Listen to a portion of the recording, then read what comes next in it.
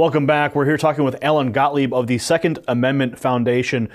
Alan, I know we have the Guns Save Lives Day coming up, but I want to ask you a question about gun laws themselves. Has there been a historical precedent that when gun laws are enacted and guns are confiscated from people, that an oppressive tyranny then takes over from that government?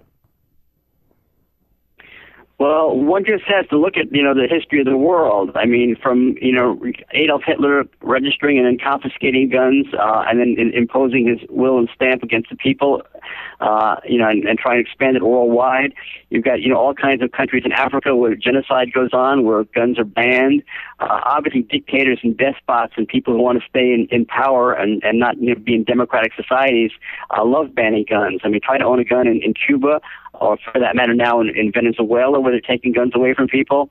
There's no doubt that you lose your freedom if you lose your right to keep and bear arms. So you mentioned Hitler and, of course, the Holocaust that took place during World War II. Is there a direct correlation between the Holocaust and the roundup of Jewish people during that time period and the gun laws that were enacted by Adolf Hitler? Is there a direct relationship between those 2 points? One can make a direct argument that there is a direct correlation between the loss of the right to keep and bear arms and the Holocaust.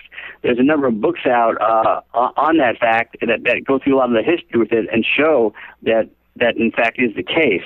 So one can definitely make that point, and there's a number of organizations that have made that point as well. There's movies and books and literature, historical documents that point that out.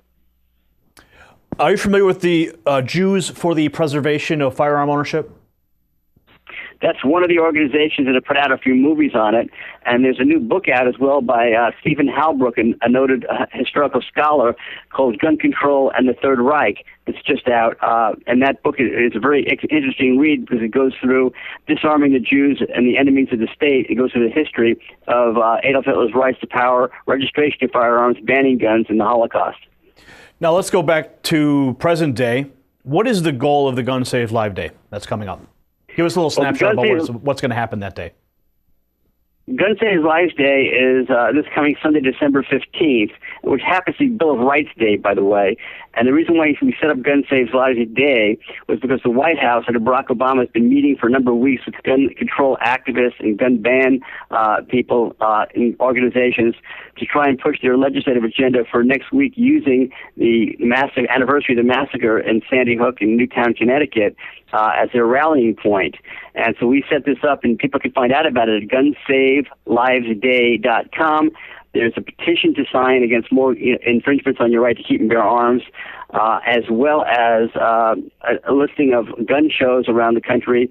There are 62 gun show events that will be Gun Save Lives Day events on Sunday all around the country, and other ideas and things that one can do to protect one's right to keep and bear arms on that day and push back against the anti-gun rights movement that's going to use the Sandy Hook anniversary, which is the day before, against gun rights.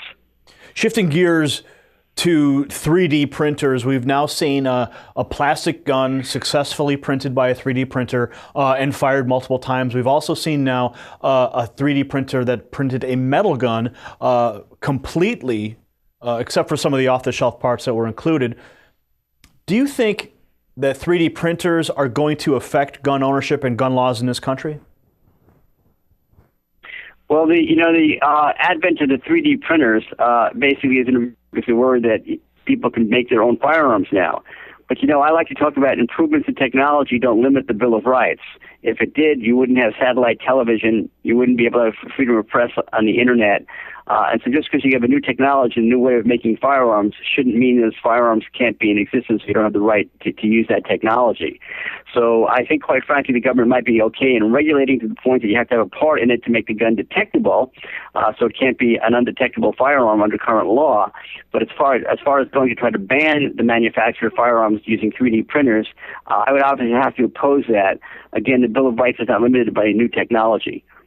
Now let's talk about your group, the Second Amendment Foundation. What is your ultimate goal to accomplish with the group? The Second Amendment Foundation was founded back in 1974, and the main thing we were trying to do was be able to get a case to the United States Supreme Court to argue that the Second Amendment was an individual right and get that, endorsed by the Supreme Court, so to speak. And we've been lucky enough to get 2 cases there, and we've been very successful. But to do that, we had to build up with legal scholars conferences, writing law review articles, getting a lot of historical research done, so one could bring cases to the lower courts first to get them to the Supreme Court. And what we're here to do is protect and preserve and extend Second Amendment rights, not just nationwide, but worldwide. What is the future of gun ownership in this country, given the great debate? Well, we're going to have a debate over gun ownership in the United States going on forever, because the people that want to disarm America, the gun prohibition lobby, so to speak, is not going to give up pushing for more and more, restrictions on gun rights. And so it's going to be an ongoing debate. I think, quite frankly, the Supreme Court decisions make it a lot harder for the other side to take gun rights away from people in total. But we have a problem with lower court judges thumbing their nose at the U.S. Supreme Court decision and, quite frankly, trying to ignore it, pretending it didn't happen. So this is going to be a long struggle for gun rights. It is not going to go away. There are also worldwide threats to gun rights coming from the United Nations and the European Union. All right. That was Alan Gottlieb from the Second Amendment Foundation right here on WHDT World News. Stay tuned. We have the rest of today's headlines, all of the news from Hollywood, and a full report on the weather coming up right here on WHDT.